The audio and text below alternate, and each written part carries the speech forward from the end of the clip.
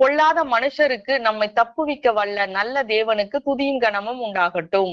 இந்த நாளுக்கான ஆதார வசனங்கள் ஜெபிக்க 2 சாமுவேல் 24ஆம் அதிகாரம் 14ஆம் வசனம். மனுஷர் கையிலே விழாதிருப்பேனாக. துதிக்க ஓசியா 11ஆம் அதிகாரம் 4ஆம் வசனம். மனுஷரை கட்டி இழுக்கிற அன்பின் கயிறுகளால் நான் அவர்களை இழுத்தேன்.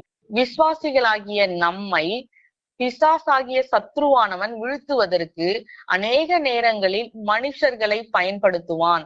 நம்மை சூழ்ந்திருக்கிறவர்களும் நமக்கு அறிமுகமானவர்களையும் பயன்படுத்தி நம்மை பொல்லாத தீய வழியில் நடத்தவும், நமக்கு தீமையான ஆலோசனையை கொடுத்து கர்த்தருடைய சித்தத்தை விட்டு நம்மை விலக்கவும் அநேக காரியங்களை மனிதர்கள் மூலமாக நமக்கு விரோதமாக சத்ருவானவன் செயல்படுத்துவான்.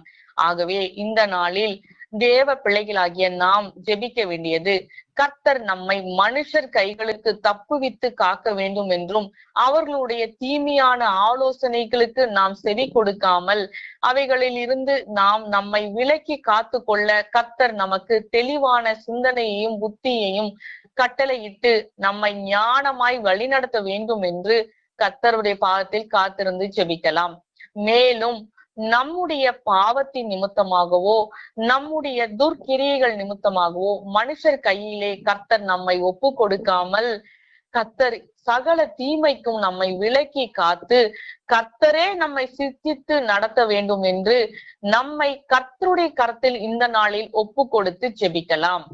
துதிக்க வேண்டியது, கர்த்தர் நம் மீது கொண்ட அன்பினால் யாருடைய கையிலும், அதாவது மனுஷர் கையிலோ பிசாசின் கையிலோ நம்மை ஒப்பு கொடுக்காமல் தம்முடைய அன்பின் நிமித்தம் நம்மை சகல தீமைக்கும் விலக்கி காக்கிற நல்ல தேவனாய் இருக்கின்றபடியால் நாம் இன்று அவரை மனதார நன்றியோடு ஸ்தோத்தரிக்கலாம்.